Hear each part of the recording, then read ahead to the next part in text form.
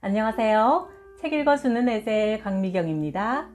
충남 아산 배방중앙교회 김병환 목사님은 기도와 전도에 힘썼더니 교인들이 복을 받고 교회가 부흥했다고 신나게 간증하십니다. 전도는 축복이다 소개합니다.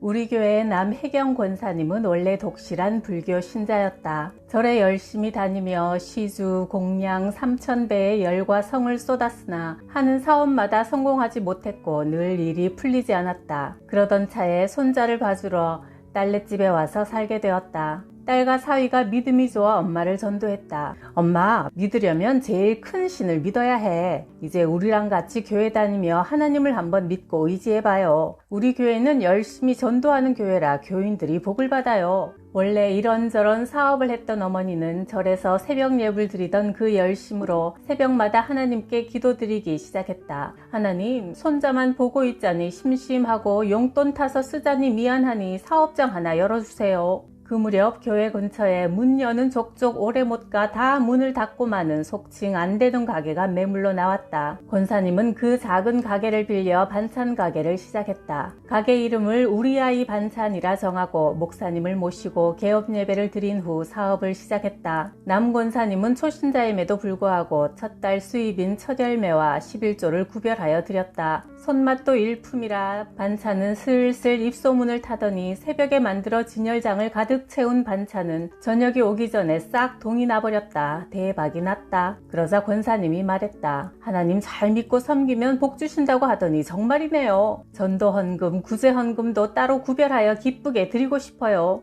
또 하나 놀라운 축복이 이 가정에 이어졌다. 노총각 아들을 위해 매일 좋은 배필을 만나 믿음의 가정을 이루게 해달라고 기도했는데 응답하셔서 믿음 좋은 며느리를 얻게 하시고 곧바로 태의 문을 열어 손자를 안게 하셨다. 권사님이 말했다. 저는 예수 믿고 수지 맞은 사람이에요. 예수 믿는 게 얼마나 좋은지 덩실덩실 춤을 추고 싶어요. 사업이 어찌나 잘 되는지 집도 사고 가게도 통째로 사고 중소기업 수준의 회사로 성장했다. 저도 이젠 예수님을 자랑하고 전하고 싶어요 하시더니 가게 직원들을 전도해서 한 구역을 만들어 구역장이 되어 매일 아침 함께 사업장 예배를 인도하시고 매월 첫날은 목사님을 모시고 예배를 드리며 한 달을 시작한다. 남 권사님이 식사당번을 하시는 주일이면 우리 교회에서 뷔페 잔치가 벌어진다. 우리가 먼저 하나님과 바른 관계를 맺어 영혼이 잘 되면 범사가 잘 되고 강건한 복을 받는다. BYC 소국 가게에 문이 열려 있어 들어가 보니 아기 엄마가 사장님과 이야기를 나누고 있었다. 안녕하세요. 배방중앙교회에서 나왔습니다.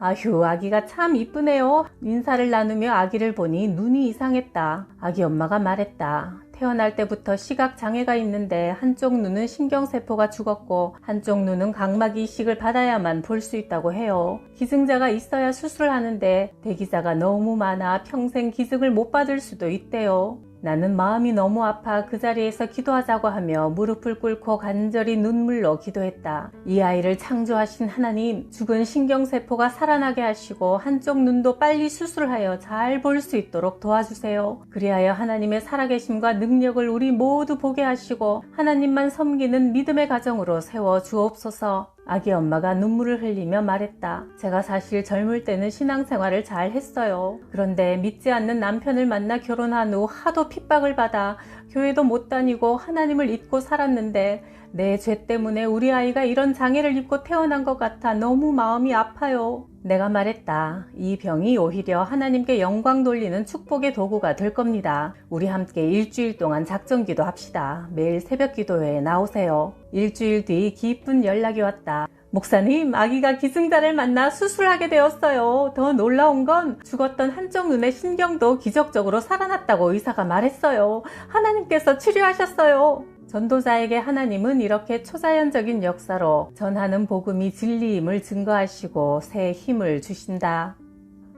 우리 교회 장재환 집사님은 경찰 공무원인데 폐암으로 병원에서 사형 선고를 받았다. 죽기 전 한 영혼이라도 더 구원하겠다며 매일 교회에 나와 뻥튀기 기계로 뻥튀기를 튀겨 가지고 나가서 사람들에게 한 봉지씩 나눠주며 전도하신다. 예수님은 하나님의 아들로서 우리 죄를 대신 지고 십자가에서 죽으셨다가 다시 살아나셨습니다. 그리하여 인간의 가장 큰 문제인 죄 문제와 죽음 문제를 해결하셨지요. 예수님을 구원자로 믿으면 하나님의 자녀가 되어 살아서도 마귀의 세력에서 벗어나 천국을 누리고 죽어서도 천국 가는 특권을 얻습니다. 저는 폐암 말기로 곧 죽을 사람이지만 천국 소망과 확신이 있기 때문에 죽음이 두렵지 않답니다. 여러분도 예수님을 믿으시고 천국을 소유하십시오. 그렇게 한 달, 두 달 전도에 힘쓰다 보니 몸은 더 가뿐해지고 힘이 솟았다. 병원에 가서 다시 검사해보니 폐암이 흔적도 없이 사라졌다는 게 아닌가. 요즘은 점점 더 젊어지셔서 병을 고쳐주신 하나님을 더 뜨겁게 전하며 행복한 전도자로 살고 계신다.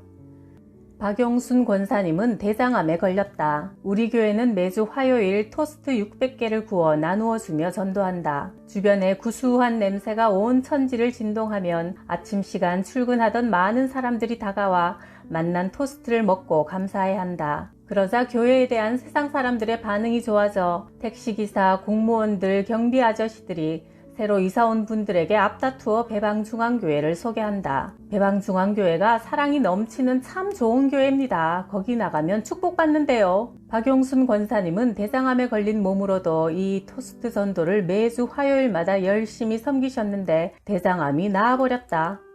토스트를 구워 빵을 열심히 나누며 전도하다 보니 언젠가부터 쌀을 나누고 싶다는 생각이 들었다. 최소한 교회 주변 이웃 중에 쌀이 없어 굶는 사람은 없어야 한다는 생각으로 교인들에게 십시일반 쌀을 모아 어려운 이웃들에게 나누어 주며 전도했다. 그러던 2016년 연말 모르는 사람에게서 전화가 걸려왔다. 어떤 분이 신호는 밝히지 말아달라고 하시며 제게 쌀 배달을 부탁하셔서 지금 교회로 가고 있습니다. 잠시 후 트럭에 쌀을 잔뜩 싣고 도착하여 10kg짜리 쌀 40포대를 내려놓고 갔다. 빵을 나누었더니 그 후로 쌀도 넘치게 공급해 주셨다.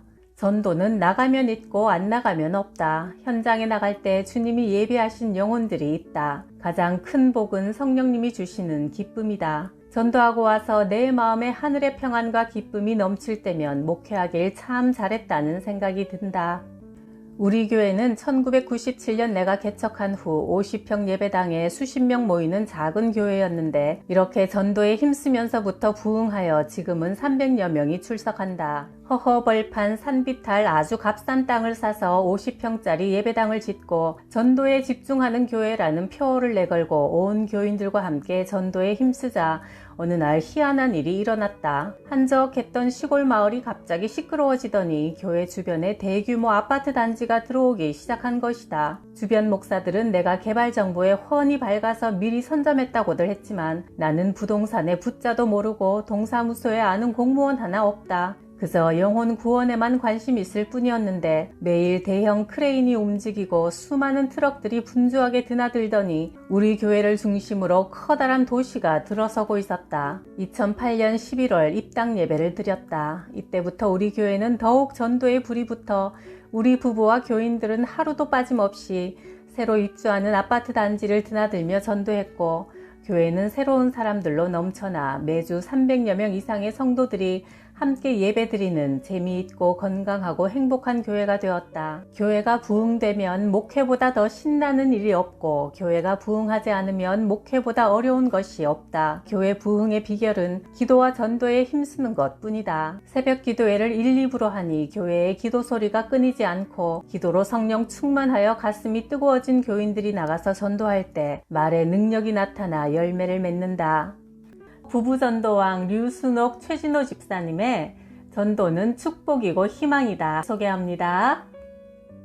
어머니로부터 다급한 전화가 걸려왔다. 순옥아, 어떡하면 좋니? 아버지가 노름비 때문에 농약을 마시고 자살을 시도했단다.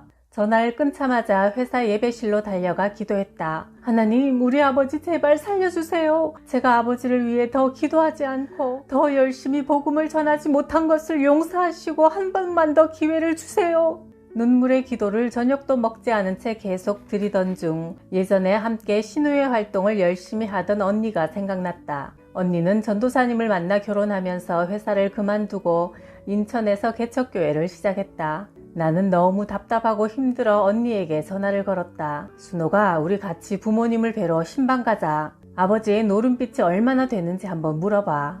나는 어머니께 전화를 걸었다. 엄마, 지금 당장 급한 아버지 노름빚이 얼마나 돼요? 발등에 불 떨어진 것만 1250만 원이다. 그날 토요일 언니 부부와 나는 고향 옥천으로 내려갔다. 전도사님은 아버지 손을 꼭 잡으며 이렇게 말했다. 하나님이 보내셔서 심부름 왔습니다. 하나님은 아버님을 무척 사랑하십니다. 그러더니 가방에서 흰 봉투를 꺼내어 아버지께 드렸다. 봉투 안에는 수표로 1250만 원이 들어있었다. 그것을 받아든 아버지는 통곡을 하시며 회개하기 시작했다. 하나님, 제가 그동안 하나님도 믿지 않고 술 마시고 노름이나 하면서 방탕하게 살아왔는데 저는 죽어도 싼 놈인데 이렇게 살려주시고 빚까지 갚아주시니 그 사랑에 몸둘 바를 모르겠습니다. 이 죄인을 용서하소서 하며 예수님을 주인으로 영접하는 기도를 드리셨다. 아버지의 구원을 위해 기도한 지 10년 만에 응답된 것이다. 작은 기도가 쌓이고 쌓여 어느 순간 폭발이 일어난다. 하나님의 때에 하나님의 방법으로 말이다. 영혼 구원을 위해 큰 돈을 아끼지 않으신 전도사님은 기도원에 올라가서 기도하시다가 재력가의 외아들을 만났다. 그는 미리 상속받은 유산 중 큰 돈을 전도사님의 교회에 헌금하여 개척교회를 도왔고 전도사님은 현재 목회를 잘 하고 계신다. 내일 주일에 과연 아버지가 정말 교회에 가실까 궁금해하며 잠이 들었다. 이튿날 아침 아버지는 새벽부터 일어나서 신바람 나게 집안을 청소하시고는 양복을 깨끗이 차려입고 중절모까지 멋지게 쓰시며 먼저 서두르셨다. 순호가 교회 가자. 예배 시간 늦겠다. 아버지가 대문을 박차고 교회를 향해 성큼성큼 걸어가자 마침 모내기철이라 정신없이 일하던 동네 사람이 보고 놀라서 물었다.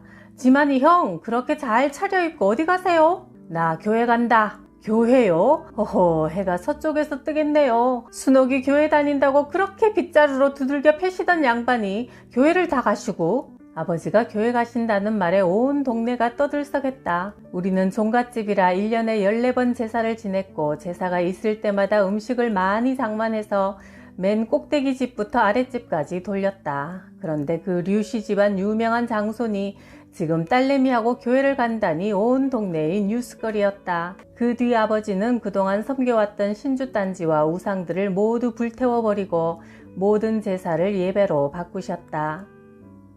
남편은 결혼 후 첫 직업으로 카 인테리어 사업을 시작했다. 찾아오는 자동차를 대상으로 자동차 보험 영업을 하기 위해 보험 대리점도 부업으로 겸했다. 남편은 대안교회를 다니며 새벽 기도도 나가고 성경 공부도 하고 찬양대로 교사로 열심히 섬겼다. 나는 한 해 102명을 전도해 전도왕이 되었다. 우리 부부가 이렇게 기도와 전도에 힘쓰며 살던 어느 날 건설회사 회장인 형부가 남편에게 전화했다. 진호야, 너희 보험 대리점에서 공사보험도 취급하니? 보험사에서 공사보험도 함께 취급할 수 있다고 하자 14년 동안 운영하던 카 인테리어를 접고 대신 메리츠 성안 인슈 대리점의 대표가 되었다. 하나님은 공사보험을 통해 물질 축복을 부어주셨다. 규모가 큰 관급 공사에서 주로 발생하는 것이라 수수료가 아주 많았다. 해상보험까지 겸하자 11조가 1000만 원이 넘어갔다. 우리는 그저 기도하고 전도한 것밖에 없는데 하나님께서 복을 주셨다. 그런데 느닷없이 큰 돈이 생기니 남편은 세상 일에 욕심을 더 냈다. 매형과 동업하여 건설회사를 차리겠다는 것이다. 경험도 없이 건설회사를 차리겠다는 것이 나는 불안해 이 문제를 놓고 기도하니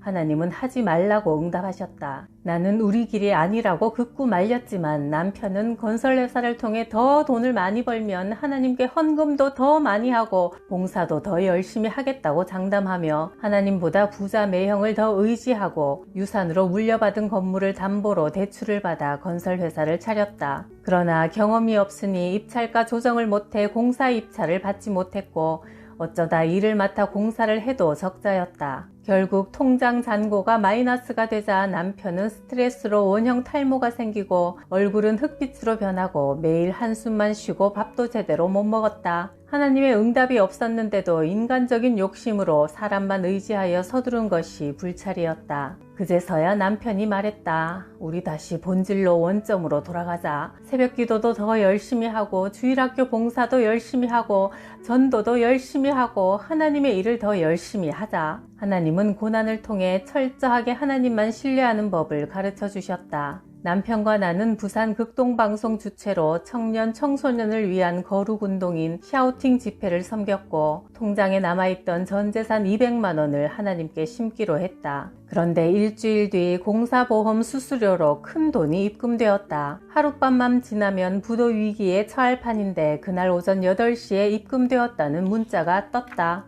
우리가 먼저 하나님 나라와 의를 구하며 본질로 돌아가니까 하나님께서 다시 재정을 채워주시기 시작했다. 진정한 축복은 성령의 임재를 체험하며 영적으로 풍성하게 사는 삶이며 물질은 그 뒤에 따라오는 것임을 깨달은 우리는 당시 가진 모든 재산을 현금으로 환산해 10억을 대한교회 건축원금과 부산 극동방송국 사옥 건축을 위해 드렸다. 그 후 하나님은 우리를 수많은 교회의 간증 사역자로 세워주셨다. 하나님 일에는 공짜가 없고 영혼 구원에 사용된 물질은 하나님이 반드시 갚아주셨다. 세상이 말하는 행복과 부를 쫓아간다고 그것을 얻을 수 있는 게 아니다. 먼저 신앙의 본질로 돌아가 하나님과 바른 관계를 맺을 때 모든 것이 회복되고 물질의 복도 주어진다. 고난은 우리가 물질 복을 받을 그릇을 준비하는 과정이다. 영혼을 구원하는 전도에 우리의 몸과 시간과 돈을 사용하고 드릴 때 우리는 진정한 행복을 맛보게 되고 하나님은 우리의 그릇을 더 차고 넘치게 채우신다는 것을 우리 부부는 고난이라는 인생 수업을 통해 배우게 되었다.